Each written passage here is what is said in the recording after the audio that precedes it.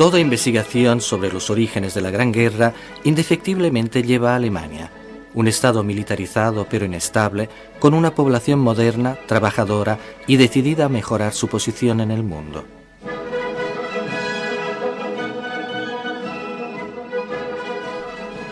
Con sus generales obsesionados por la exhibición de potencia y fastuosidad, pero conscientes de la fragmentación y de la irrelevancia de las posesiones coloniales alemanas.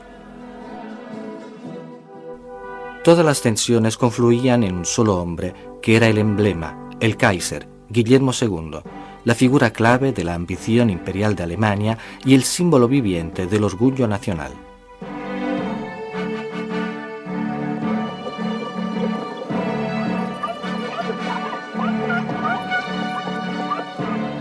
Para las otras naciones europeas, las intenciones de Alemania eran amenazadoras e inciertas.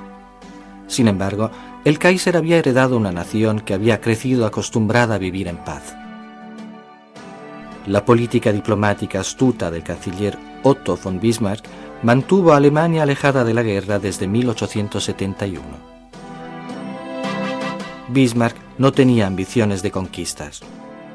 Había usado los tratados y las alianzas para mantener buenas relaciones con las otras grandes potencias, Inglaterra, Francia, el Imperio Austrohúngaro y sobre todo para evitar la guerra con el Imperio zarista.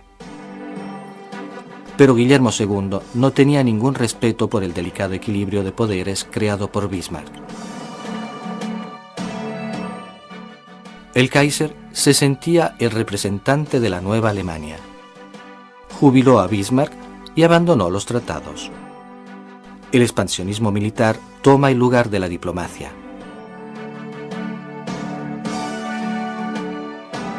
En 1912, el anuncio que Alemania estaba construyendo una nueva marina militar y que había realizado la ampliación del ejército, convirtiéndose en el más potente de Europa, transformó a su potencial aliado Inglaterra en un potencial enemigo.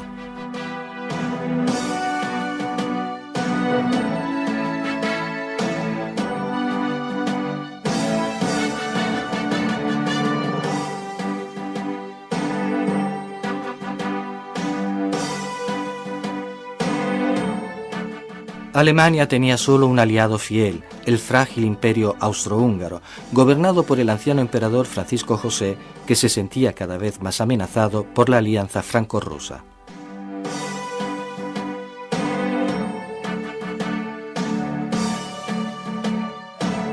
Una revolución tecnológica estaba transformando el mundo occidental. La electricidad transformaba la noche en día. Los automóviles con motor imprimían mayor velocidad a los viajes. Los aviones desafiaban las leyes de gravedad. La llegada de la tecnología anunciaba el surgimiento de una nueva era. Se estaba produciendo un cambio fundamental en las expectativas, en el trabajo y, en síntesis, en el mundo. Era la época en la cual todos podían entrever posibilidades inimaginables hasta ese momento.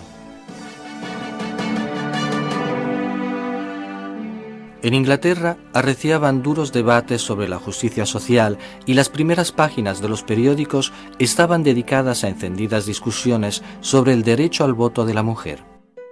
Estaba muy difundida la idea de que las mujeres no debían tener el derecho al voto por una infinidad de razones.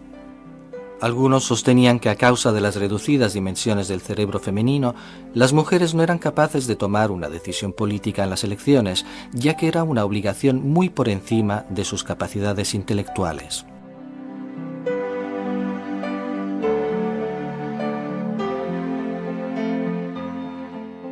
Las sufragantes, por su lado, conducían una lucha por conseguir el derecho a votar de las mujeres inglesas. Cuando las manifestaciones pacíficas demostraban su inutilidad, recurrían a la violencia con una campaña de incendios dolosos y de bombas. Elegían como blanco los símbolos de la autoridad masculina, la iglesia y la propiedad. El día del derbi del año 1913 se produjo la primera víctima. Una sufragante caminó sola por la pista de carreras para detener el caballo del rey, un gesto de propaganda fatal.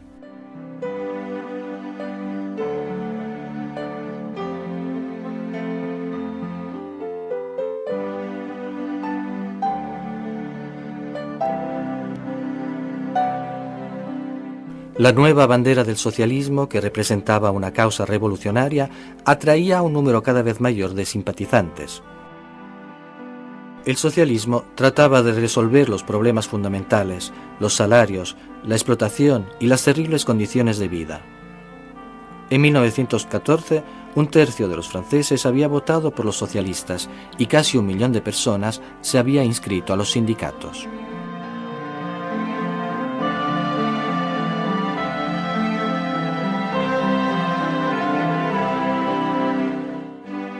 Las fuerzas del cambio estaban minando sociedades que permanecían inmutables desde hacía siglos. En Rusia, la dinastía de los Romanov, a la cual pertenecía el zar Nicolás II, simbolizaba un mundo que parecía impermeable a cualquier amenaza. Pero incluso la misma Rusia estaba por entrar en la nueva era. En Alemania, muchos alemanes de clase media compartían la doctrina del Kaiser sobre la supremacía de la cultura alemana.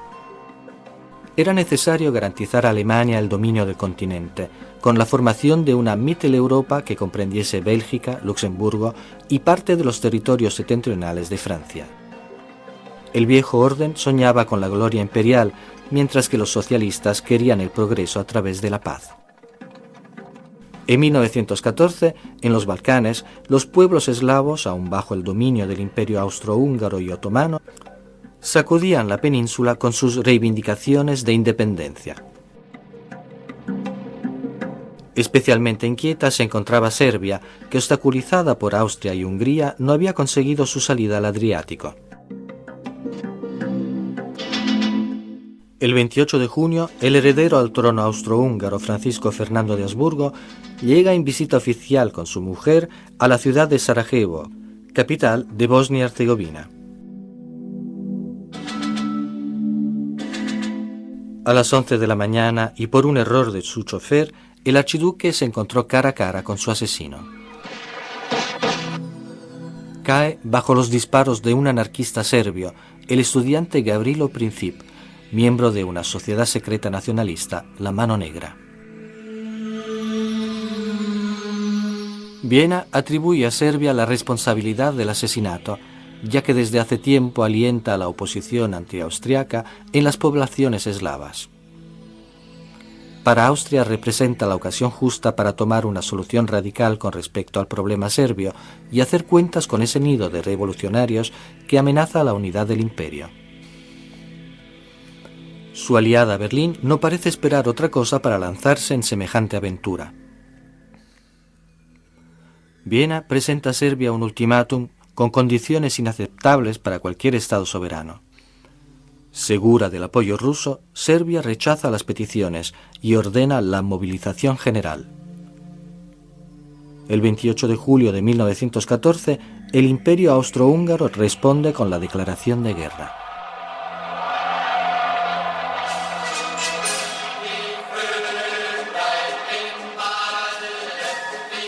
El mecanismo de las alianzas arrastra a Europa a la guerra general.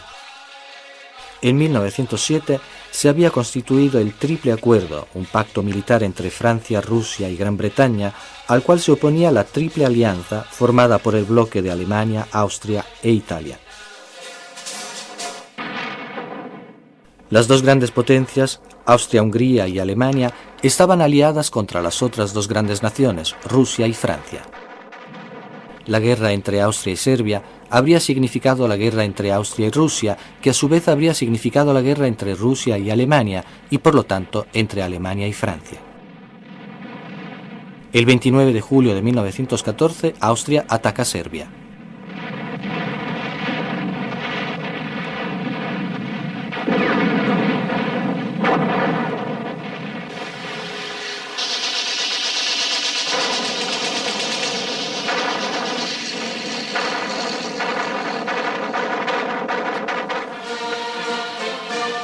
Tal y como había previsto Alemania, los grandes comandantes militares rusos solicitan la entrada en acción cuando su aliada Serbia es atacada. El 1 de agosto también Francia se moviliza. El elemento clave en la crisis de la guerra de 1914 es la palabra honor. El honor se defiende a veces incluso cuando no está en discusión, y así las grandes potencias, que ningún interés tenían en formar parte del conflicto, lo hacen. Estaba en juego su honor.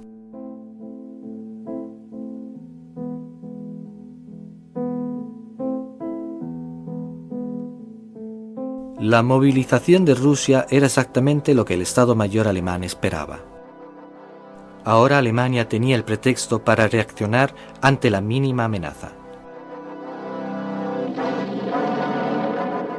El 4 de agosto, Alemania ataca a Francia invadiéndola desde Bélgica. Bélgica era un país neutral, cuya neutralidad había sido garantizada por Gran Bretaña, y esta violación ponía en juego el honor de los ingleses. Con la movilización de Gran Bretaña comienza la Gran Guerra.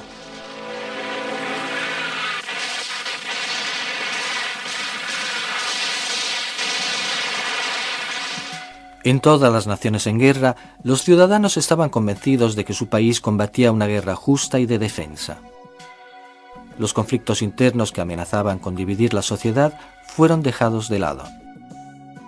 El gran movimiento socialista descubrió que en el mundo de 1914, ante todo estaba el patriotismo.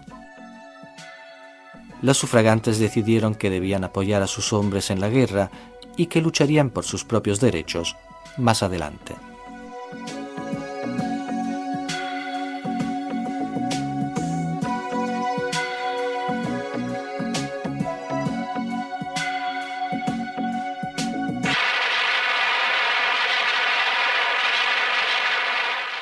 Después de quebrar los intentos de contraataque de las tropas francesas y del cuerpo expedicionario británico, el ejército alemán penetra en Francia.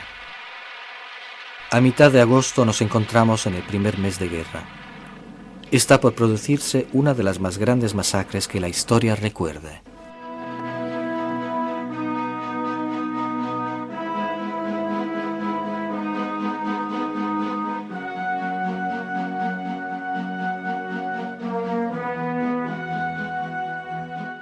El Estado Mayor francés ordena el ataque por el este, en Alsacia y Lorena. Las primeras batallas son terribles para Francia. Las tácticas elegidas son ineficientes y el mando de las tropas no siempre está a la altura de la situación. Los franceses atacan sin conocimiento de las técnicas de artillería. La fuerza de los cañones alemanes los toma por sorpresa.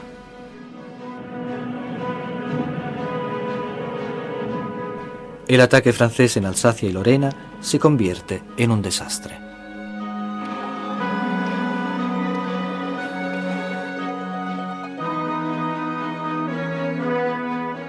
El 23 de agosto, la ofensiva alemana obliga al ejército francés a replegarse.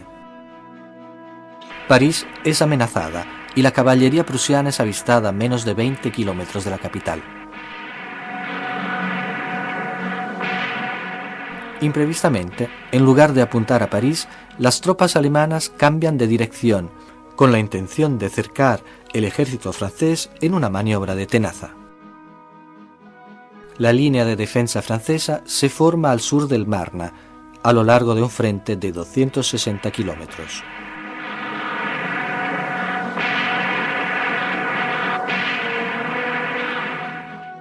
...500 taxis parisienses transportan 4.000 hombres al frente, convirtiéndose en el emblema de la resistencia. La batalla del Marne se desencadena el 6 de septiembre. La noche del 9, los franceses abren una brecha en las líneas alemanas y las tropas son obligadas a retirarse hasta el río Aisne. La gran maniobra contra el ejército francés falló. El frente occidental se estabilizó a lo largo de una línea que iba desde la costa belga del Mar del Norte hasta la región de los Vosgos.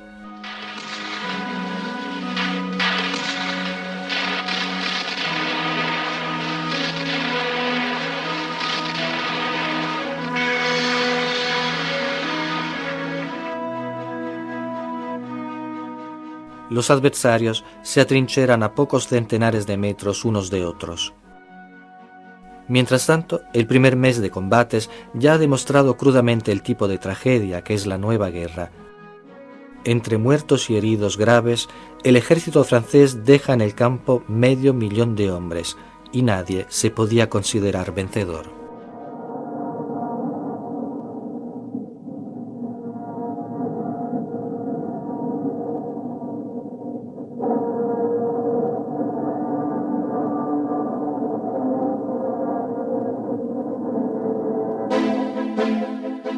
Mientras tanto, la guerra da un impulso veloz al uso de técnicas a veces consideradas poco ortodoxas.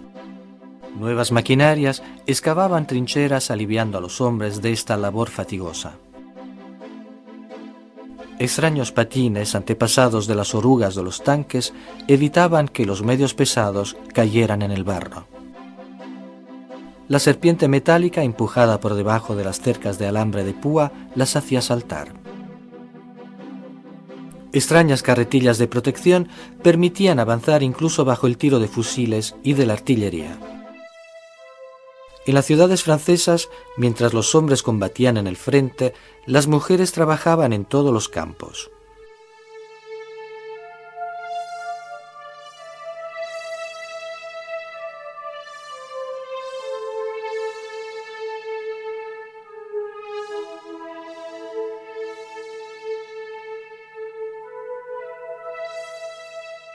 La técnica de camuflaje, fundamental en el frente para esconderse del enemigo, se perfecciona a nivel industrial. Emplazamientos artificiales que esconden periscopios. Imitaciones de rocas para no perder de vista las líneas adversarias. Vías y cañones artificiales para desviar la observación enemiga desde lo alto. Se imitaron incluso los cadáveres.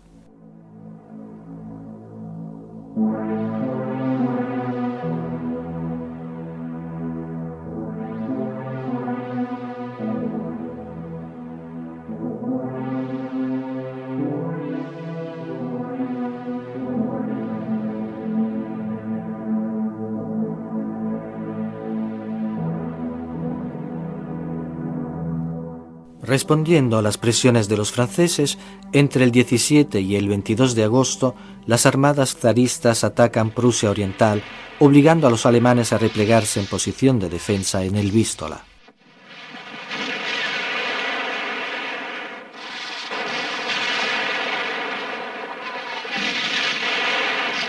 El Estado Mayor alemán, irritado por el comportamiento considerado poco combativo del general von Prittwitz, lo exonera y envía al frente a los generales Hindenburg y Ludendorff.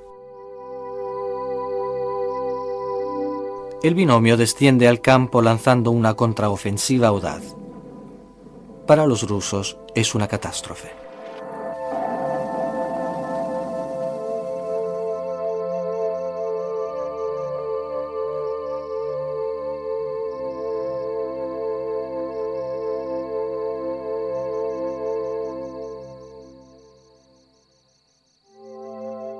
Obligados a una retirada desesperada, entre finales de agosto y los primeros días de septiembre, toda la armada es exterminada en las batallas de Tannenberg y de los lagos Masuri, y su comandante se quita la vida. Mientras tanto, el 23 de agosto, Japón decide tomar posesión de las áreas de influencia alemana en Extremo Oriente y declara abiertas las hostilidades contra Alemania. En el otoño del 14, el Imperio Otomano entra en guerra del lado de Alemania. En octubre, los barcos de guerra turcos bombardean los puertos rusos de Odessa, Sebastopoli y Feodosia.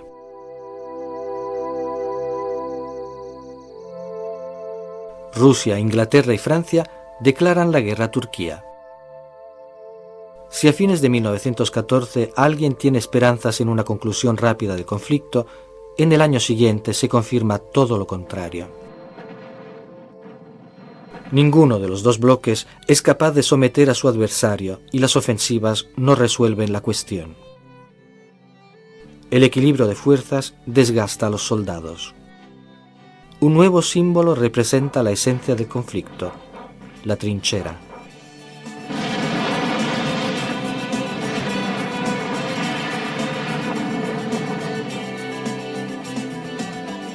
En un sistema de centralización extrema y de rígida jerarquía de los mandos, las comunicaciones entre los cuarteles son extremadamente lentas.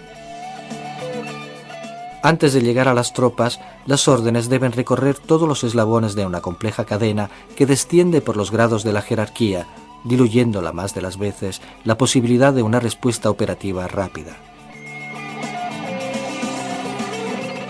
Pero la ineficiencia de las conexiones debe ser atribuida también a las deficiencias de tipo técnico. Las comunicaciones se realizan con sistemas ópticos muchas veces no confiables, con teléfonos de campo cuyas frágiles líneas al descubierto son destrozadas con frecuencia por los bombardeos, con métodos tradicionales como palomas mensajeras y con el lento y peligroso sistema de los correos a pie.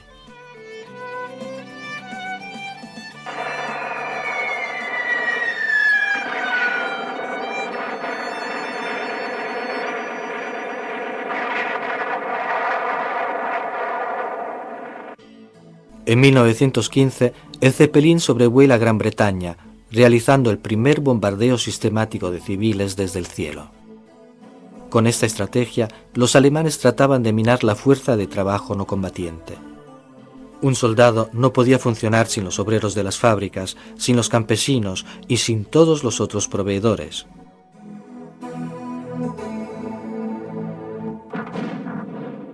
El 25 de abril, un cuerpo anfibio compuesto por tropas inglesas, francesas, australianas y neozelandesas comienza el desembarco en la llanura turca de Galípolis. Debían derrotar la Turquía aliada de Alemania y expulsarla de la guerra. En la tarde del primer día, 8.000 soldados aliados se encuentran en las playas. Conservando sus posiciones, los turcos acorralan a los aliados entre las escolleras y el mar. Galípolis, que debía ser una victoria rápida, se estaba transformando en una guerra de trincheras y sin progresos. Los espejos de los periscopios, que medían máximo 20 centímetros cuadrados, eran averiados uno tras otro.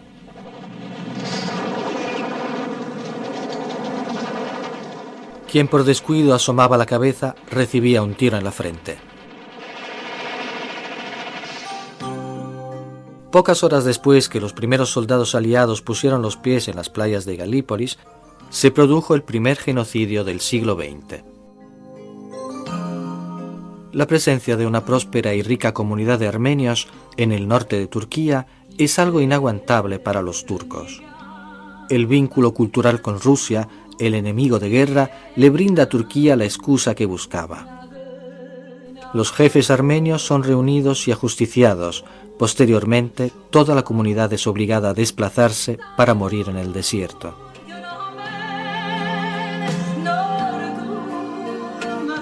En noviembre, el Estado Mayor inglés concluye que la campaña de Galípolis es un desperdicio de oficiales y de hombres. En diciembre del 15, con 250.000 hombres asesinados, heridos o dispersos, los aliados comienzan a evacuar la península.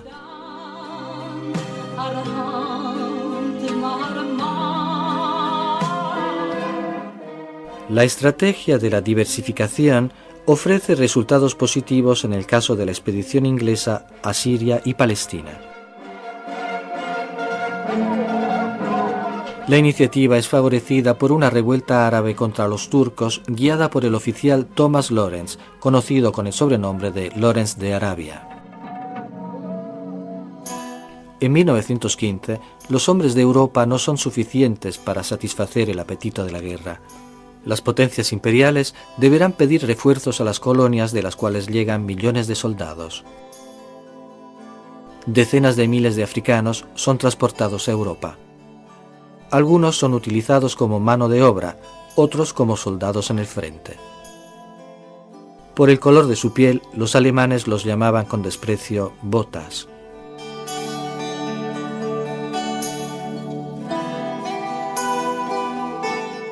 Mientras los hombres estaban en la guerra, las mujeres trabajan. Entre todos los trabajos realizados por las mujeres, el más importante y peligroso era la fabricación de bombas. Los riesgos estaban siempre presentes. Las partículas de ácido podían salpicar el rostro, haciendo enloquecer de dolor. El promedio de accidentes era de 1 docena por noche. Los humos exhalados provocaban ceguera permanente. Pero el mayor peligro venía del trinitrotolueno, la dinamita. Los primeros síntomas de envenenamiento con TNT eran similares a un normal resfrío. Ante la exposición prolongada, el cuerpo tomaba un color amarillo brillante y a esta altura las mujeres se volvían estériles, rápidamente empeoraban y morían.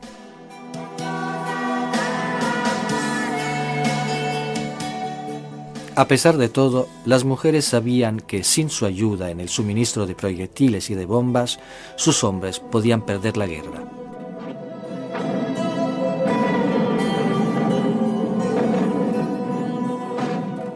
En los campos de batalla, en abril de 1915, el ejército alemán utilizó una nueva arma, el gas venenoso, con un efecto horrendo sobre los hombres atrapados en las trincheras.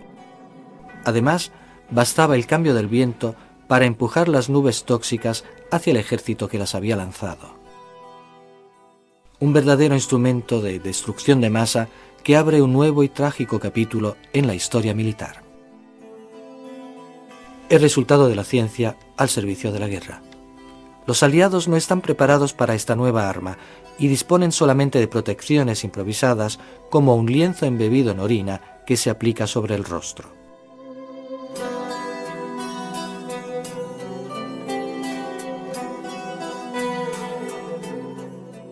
En 1915, los alemanes declaran que los barcos de pasajeros dirigidos a puertos de los aliados corrían el riesgo de ser hundidos sin preaviso.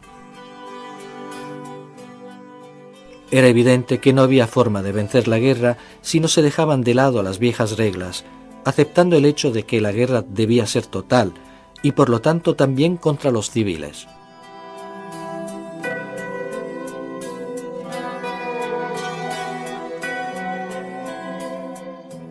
El 1 de mayo, el Lusitania, el barco de línea más hermoso del mundo, zarpa de Nueva York hacia Gran Bretaña. Pertenecía a una nación hasta ese momento neutral, los Estados Unidos. A bordo había cerca de 2.000 personas entre pasajeros y miembros del equipaje. En la tarde del 6 de mayo, el comandante del barco recibe una alarma. Algunos U-boot alemanes se encontraban a lo largo de las costas irlandesas.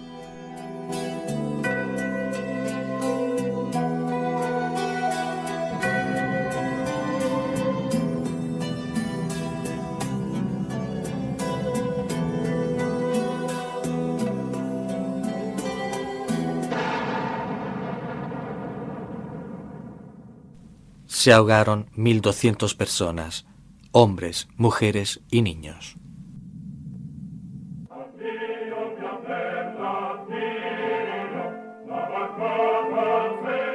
Italia, hasta ese momento incierto, toma una decisión histórica. Se separa de la Triple Alianza y desciende al campo de batalla del lado del acuerdo. Con el pacto firmado en Londres, Italia está segura de conseguir, en caso de victoria, el Trentino Alto Adigio, Trieste, Istria y las islas costeras. Incluso Bulgaria decide entrar en el conflicto, pero del lado de los imperios centrales. Las tropas italianas comienzan las hostilidades contra el ejército austrohúngaro el 24 de mayo de 1915, atacando en el río Isonzo y en el altiplano del Carso. La eficacia de las operaciones de fortificación liviana que se improvisaron constituyeron una sorpresa para el defensor como para el atacante. Las suaves terrazas que descienden hacia la planicie friulana se convierten en una fortaleza ideal para un defensor bien provisto de ametralladoras y protegido por diferentes tipos de reticulados, más aún si el atacante dispone de medios de destrucción escasos y a menudo debe abrirse brechas con pinzas. Se practica la forma más elemental y sanguinaria de ataque, el frontal. Se conquista una trinchera y se espera el contraataque. Se avanzan 100 metros, 1 o 2 kilómetros y siempre se detiene y se vuelve a empezar.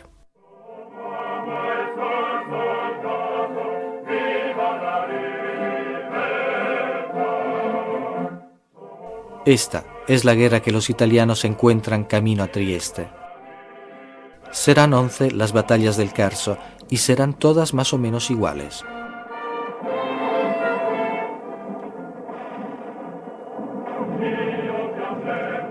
En cualquier trinchera, el combatiente está a merced del sol del verano, del frío del invierno, de la lluvia de cada estación. Pero en el Carso, incluso la trinchera a veces es un lujo. Se debe estar boca abajo. No es posible levantar la cabeza ni siquiera de noche porque vigilan las fotoeléctricas.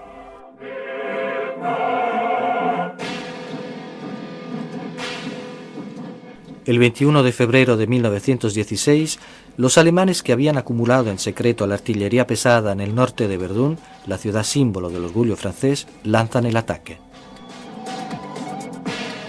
La ciudad es sometida al bombardeo de 1.200 cañones. El mando alemán había previsto 3 soldados franceses muertos por cada alemán caído. El mando militar francés, tomado por sorpresa, envía al frente macizos refuerzos.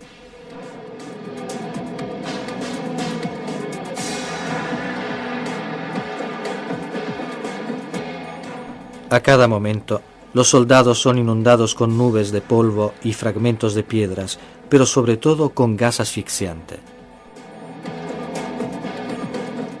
Hombres aterrorizados y extenuados por la fatiga luchan por permanecer vivos, por mantener su propia salud mental. Los heridos, en charcos de sangre, mueren sin que nadie les pueda ayudar.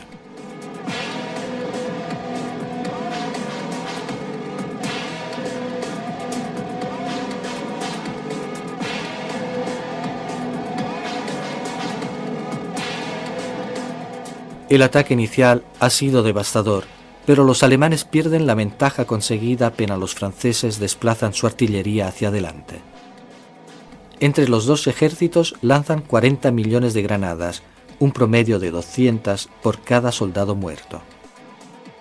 La guerra de agotamiento planificada por el mando alemán se le vuelve en contra. Las trincheras alemanas dejan de existir ya que los bosques que las habían protegido de los puntos de observación franceses no existen más. La batalla de Verdún fue la más larga de la guerra. Duró 9 meses y 27 días y no hubo un evento decisivo para ninguna de las dos partes. Solo en diciembre Verdún fue reconquistada por los franceses a un costo incalculable.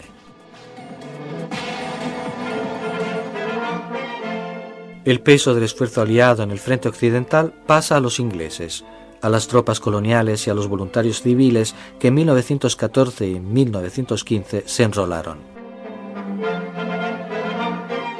En 1916, el ejército voluntario británico combatió su primera gran batalla en el valle del río Somme, pero el ejército de voluntarios ingleses, si bien patriótico y valiente, no tenía ninguna experiencia en el combate. Los franceses reclamaban un ataque inmediato. La estrategia inglesa preveía un bombardeo macizo de las posiciones alemanas durante algunos días.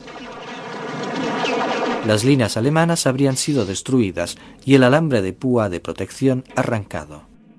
Así las cosas, los soldados aliados no habrían tenido más que atravesar la tierra de nadie y tomar las trincheras enemigas. Durante 7 días y 7 noches, la tierra tembló bajo el impacto de los proyectiles de grueso calibre. Los ingleses salieron de las trincheras y avanzaron por la tierra de nadie en un frente de 30 kilómetros. Los alemanes, intuyendo que el final del bombardeo era la señal de ataque, salieron de las trincheras y dispararon con las ametralladoras. El terrible fuego causa a los ingleses pérdidas catastróficas. Los ingleses caen como moscas. El ataque demuestra ser un desastre.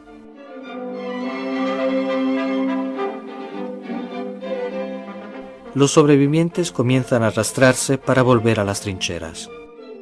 Aquellos que lo consiguen son llevados a los hospitales de campo o a la retaguardia. Algunos batallones sufren grandes pérdidas. Se dice que fueron necesarios 2 años para construirlos y 10 minutos para destruirlos. El 15 de mayo de 1916, la ofensiva alemana dirigida hacia el estrecho entre el lago de Garda y el Brenta agota su impulso inicial con un inmovilismo interrumpido solo en Isonzo por algunas victorias parciales italianas que llevarán en agosto a la ocupación de Gorizia.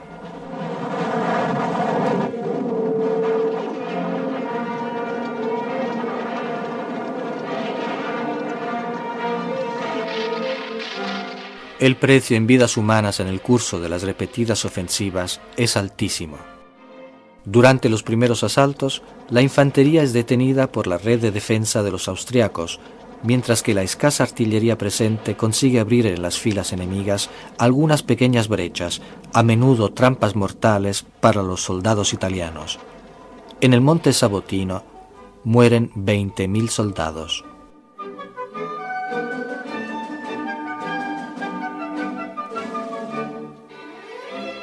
Excavadas en la roca, en el barro, en la nieve, protegidas por pocos metros de alambre de púa o por imponentes fortificaciones de cemento armado, las trincheras son el símbolo de la Primera Guerra Mundial. Pero también quedaron grabados en la memoria los preparativos, los entrenamientos, los desplazamientos que los soldados realizaron en la montaña alta cota, a menudo rodeados de metros de nieve, sometidos a temperaturas rígidas y a esfuerzos sobrehumanos. Somos conscientes, escribe un médico militar, que durante el desarrollo de esta guerra hecha con luces y explosiones terribles, los órganos de los sentidos de los combatientes, la vista y el oído sobre todo, han sido sometidos a estímulos de intensidad y duración superiores a la capacidad normal de recepción y asimilación. Contra los soldados se estrellan granadas y proyectiles de gran calibre. Día y noche se vive una tempestad de estímulos sensoriales violentos e incesantes sobre los soldados campesinos ocultos en las montañas, dejando en quien sobrevive la aniquilación total, la sordera, el mutismo y la pérdida de conciencia incluso por periodos muy prolongados.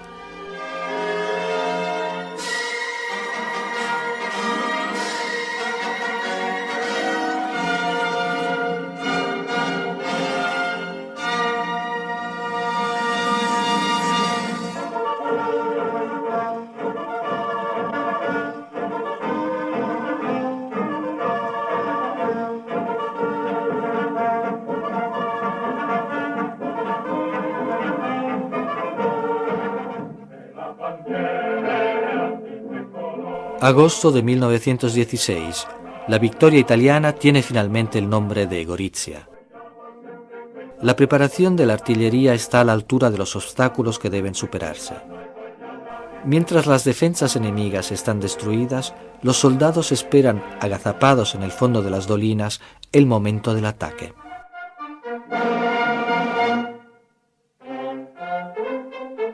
Desde el primer día, el Sabotino es conquistado. Se toma Oslavia con San Michele, el trágico monte de 4 puntas bañado en el pasado con tanta sangre.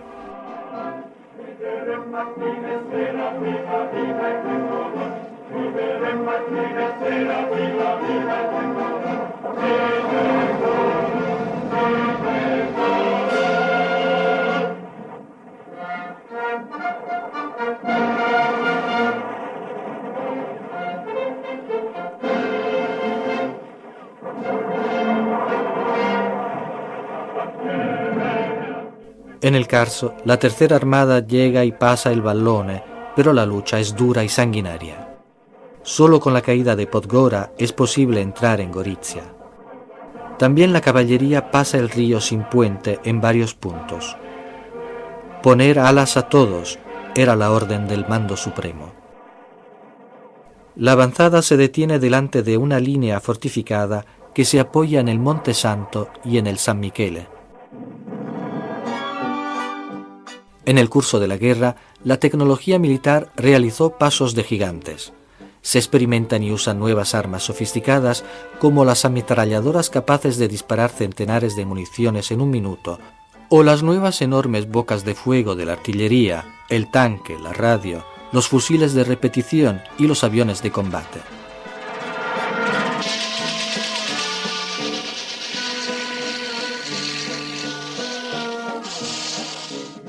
Otro aspecto significativo del gigantismo industrial movilizado para la guerra es el tonelaje de los barcos militares. Se botan grandes barcos de hierro impulsados por la fuerza del vapor y armados con cañones capaces de lanzar proyectiles explosivos a una distancia superior a los 15 kilómetros y nuevos siluros conocidos como sanguijuela. Un arma en especial demuestra ser de importancia fundamental, el MAS, una lancha antisubmarino. Una unidad liviana y muy veloz, equipada con una boca de fuego de pequeño calibre, con un par de torpedos y algunas bombas. Es gracias a los MAS que se escribieron algunas de las páginas épicas de la lucha italiana contra el enemigo austrohúngaro. Para sostener el ingente esfuerzo realizado por los soldados en el frente, era fundamental garantizar el consentimiento de la opinión pública. La guerra se explicaba a nivel de masa popular solo en sus aspectos edificantes. Los directores de los principales periódicos italianos se proveyeron de un código deontológico militar que los llevó a censurar sobre lo dicho y lo mostrado. El Mando Supremo desarrolló un servicio fotocinematográfico capaz de cubrir las distintas áreas del frente y que contaba con más de 600 personas. Se produjeron alrededor de 150.000 placas y películas para documentar minuciosamente la vida en la guerra. Se mostraba solamente lo que se quería comunicar, la victoria, el valor de los soldados italianos con respecto a los enemigos, la fuerza y el coraje. En marzo de 1917, un barco americano, el Success, es abatido por los torpedos alemanes, otra de las muchas provocaciones a los Estados Unidos. Mientras tanto, se une a la guerra del lado del acuerdo Rumania.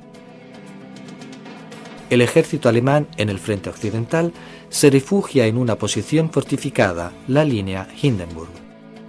La decisión de retirarse detrás de la línea Hindenburg permite a los alemanes acortar la línea del frente y disponer de más hombres. A esa altura el conflicto había cobrado más de 500.000 de víctimas entre los soldados franceses, una pérdida por cada minuto de guerra. Entre los rangos franceses surge una rebelión que podría haber costado a los aliados la guerra entera. Los soldados que volvían del frente comenzaban a balar fingiéndose corderos enviados al matadero. Se desató el único y verdadero amotinamiento del frente occidental. Al comienzo fueron grupos de hombres, luego enteras unidades las que se negaron a volver a las trincheras. Se discutía sobre la elección de nuevos oficiales. El Estado Mayor francés no consigue detener el amotinamiento, que afortunadamente para Francia no fue total. El nombramiento de un nuevo comandante, Philippe Pétain, mejora las condiciones de los soldados en el frente y lentamente la protesta se aplaca. Del 500.000 de amotinados, 49 son ejecutados.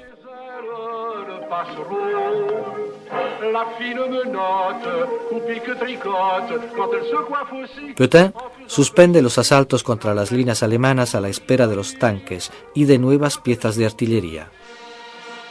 En Rusia no solamente el ejército, sino toda la nación se amotina.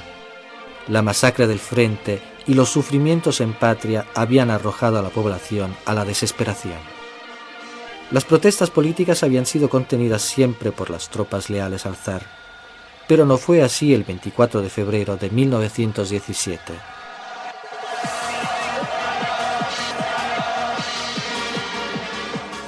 Ante la orden de disparar a los civiles, los soldados dispararon contra los oficiales y se unieron al pueblo. La revuelta del ejército transformó la insurrección en revolución. Liberales y socialistas tomaron el poder. Sin embargo, la revolución había traído confusión y se necesitaban fuerzas frescas. Por eso se creó el Batallón Especial de Mujeres.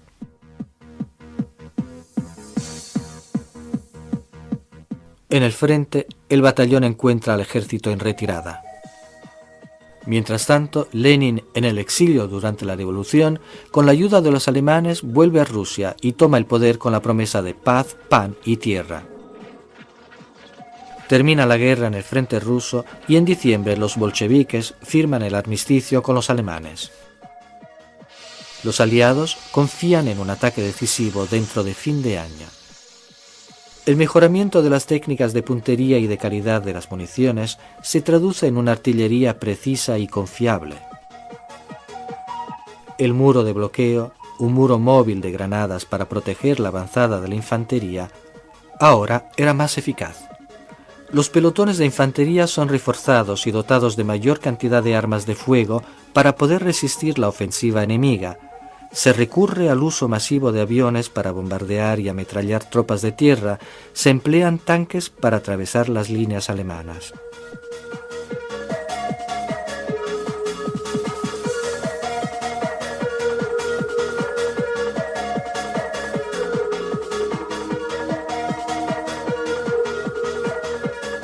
El 2 de abril de 1917, los Estados Unidos declaran la guerra a Alemania. Y el 2 de junio, Grecia desciende al campo del lado del acuerdo. Los canadienses ocupan la cima del Vimy. Un poco más al sur, las tropas inglesas y sudafricanas avanzan casi 4 kilómetros. El plan del Estado Mayor preveía el aniquilamiento de las líneas alemanas en la ciudad de Ypres. El 17 de junio, el ejército inglés realiza su primera ofensiva. Después de excavar durante 2 años galerías en la campaña de Flandes, los soldados aliados colocaron 19 minas gigantes debajo de las líneas alemanas. Los aparatos detonaron al mismo tiempo, destruyendo y desbaratando las líneas alemanas. Fue una de las más grandes victorias aliadas.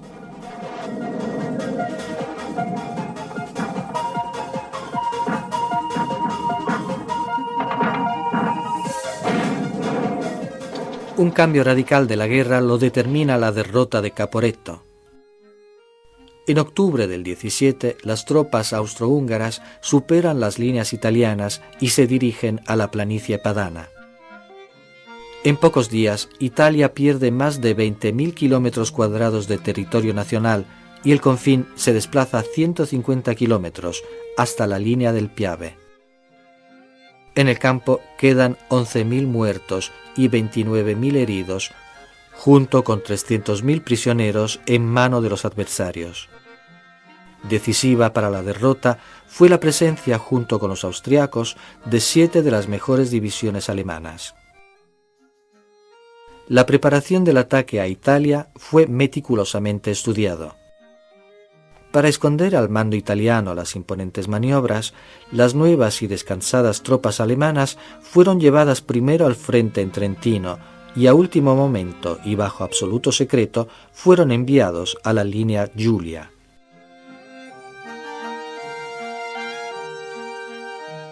Durante la retirada, los soldados italianos disparaban sin orden y sin indicaciones sobre qué hacer o dónde ir. La rápida disgregación de los repartos crea una columna desordenada de soldados que atasca las carreteras desde las trincheras hasta el valle.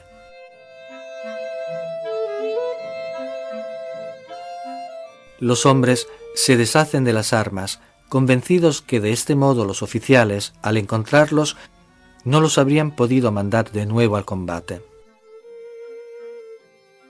El mando supremo del general Cadorna es tomado por sorpresa.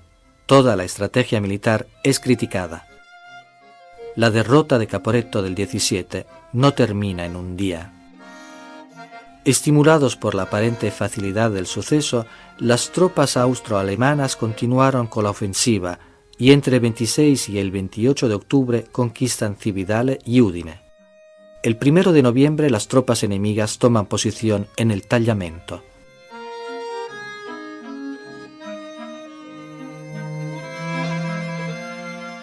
Miles de prisioneros italianos, amontonados en las ciudades conquistadas, son filmados para ser utilizados por la propaganda enemiga. En un solo golpe, todas las ventajas que los italianos habían conseguido en 2 años de guerra se evaporan.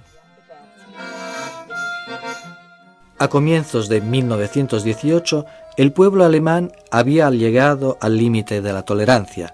También los aliados estaban agotados. La revolución había eliminado a Rusia de la guerra. El ejército francés había sido corroído por el motín.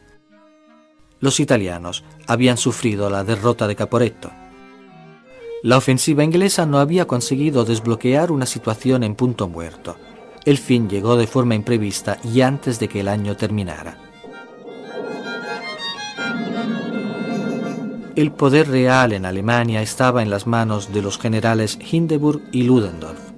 Ambos sabían que Alemania podía ser condenada al hambre y terminar derrotada por el bloque aliado. Deciden desencadenar una guerra submarina indiscriminada. La guerra en Europa había producido en Estados Unidos un verdadero boom económico. Las naciones beligerantes tenían necesidad de los americanos, de las armas que fabricaban y del dinero que habrían dado. Mientras América gozaba de beneficios sin precedentes, la opinión pública no quería saber nada de la guerra. Pero las provocaciones de Alemania eran continuas e insostenibles. La ofensiva alemana en el frente occidental es la última esperanza de los alemanes para dar un giro decisivo de la guerra en su favor. Ludendorff creía poder realizar lo que no había conseguido ningún otro general en 3 años de guerra. Los artilleros alemanes disparan más de 1 millón de granadas contra las líneas inglesas en solo 4 horas.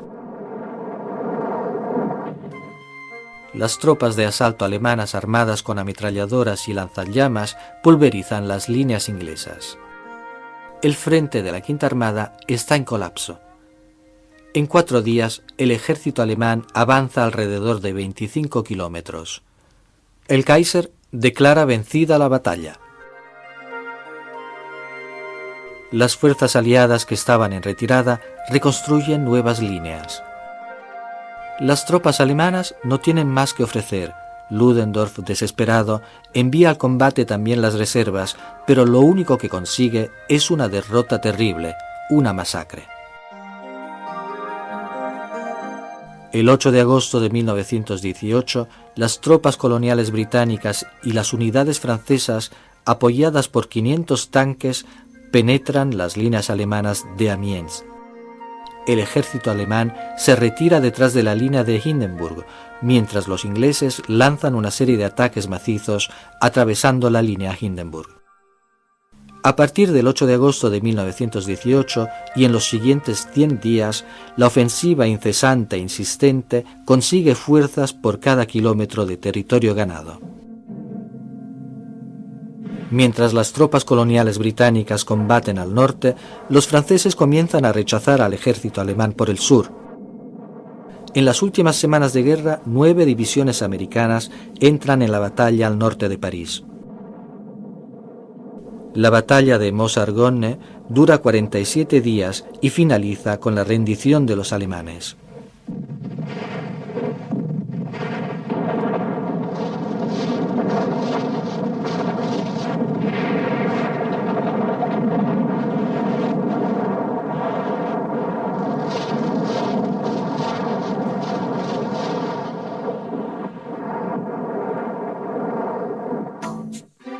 La intervención de Estados Unidos, con su capacidad de desplazar millones de hombres a través del Atlántico, coloca a los alemanes ante la perspectiva de una disponibilidad de hombres ilimitada por parte de los aliados.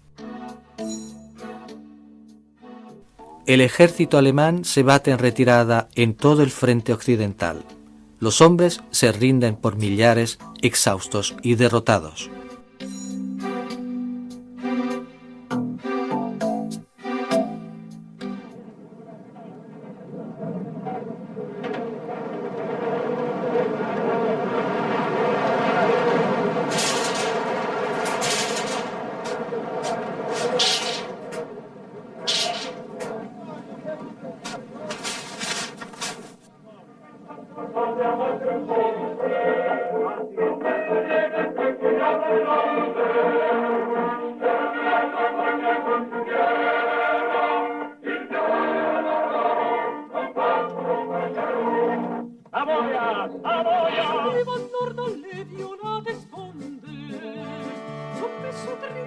Las tropas italianas, después de la derrota de Caporetto, apoyadas por un aparato industrial más eficiente y por un sistema de mando más dúctil y eficaz, dan nuevamente señales de reactivación.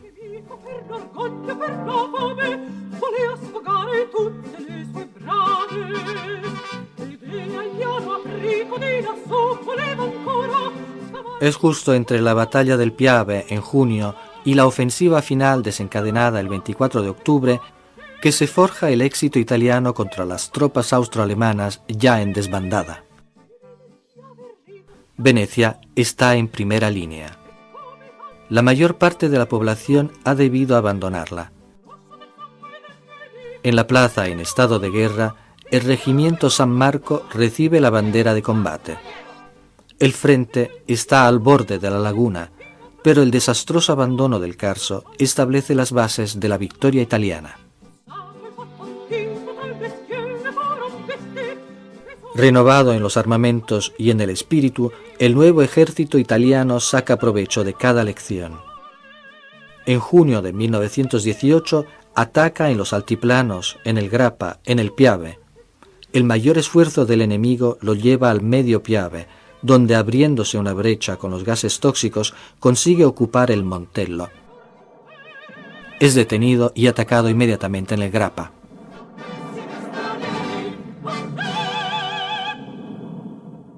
En días anteriores, el comandante Luigi Rizzo había hundido en mar abierto a bordo de un más el acorazado austrohúngaro San Esteban. Después, en el Tegetov, se dirigió a Otranto para reforzar el cerco del Adriático. La guerra de la Marina italiana en el Adriático fue sobre todo una guerra de acecho y de emboscadas. Pocas veces los barcos tuvieron la ocasión de salir al mar y usar los grandes cañones.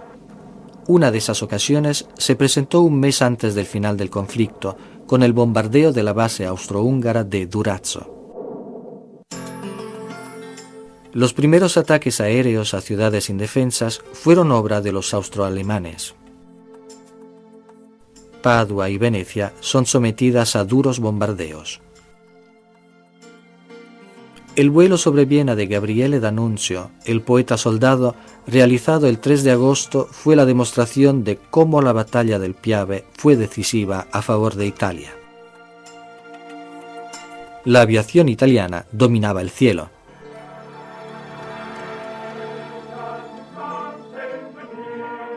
La batalla que daría la victoria a Italia comenzó en el Grappa el 24 de octubre de 1918. La tarea principal se reserva al octavo ejército ubicado en el Montello.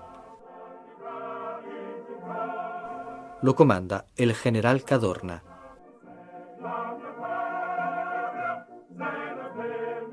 El 4 de noviembre de 1918 se firma el armisticio que establece el final de las hostilidades y los italianos entran en Trento y Trieste. El general Armando Díaz lee el boletín de la victoria. Comando Supremo, 4 de noviembre de 1918, hora 12. La guerra contra Austria-Hungría, comenzada el 24 de mayo de 1915 y con fe incansable y tenaz valor, conducida sin interrupciones y durísima durante 41 meses, ha sido ganada. El ejército austrohúngaro ha sido derrotado. Los restos de lo que fue uno de los más potentes ejércitos del mundo suben en desorden y sin esperanza los valles que defendieron con orgullosa seguridad. El jefe del Estado Mayor del Ejército, general Díaz. El tiempo de las masacres llega a su fin e Italia puede finalmente festejar la victoria sobre el enemigo. En poco más de 3 años de guerra, cayeron 16.800 oficiales y 571.000 soldados italianos. El número aumentará a 652.000 unidades en 1925, si se cuentan los militares muertos después del conflicto debido a las heridas recibidas. En octubre de 1918, la flota alemana recibe la orden de zarpar para combatir su última batalla por el honor de Alemania. La marina alemana se amotina. La revuelta se propaga desde los barcos a las ciudades alemanas. A finales de octubre, el Kaiser es informado de una verdad amarga. Alemania había perdido la guerra. Lunes 11 de noviembre de 1918. La noticia de la paz inminente llega al frente. El armisticio entraría en vigor a partir de las 11 horas. Hasta el minuto prefijado para cesar las hostilidades, los soldados consumieron hasta su última granada disponible. La masacre terminaría a las 10:59.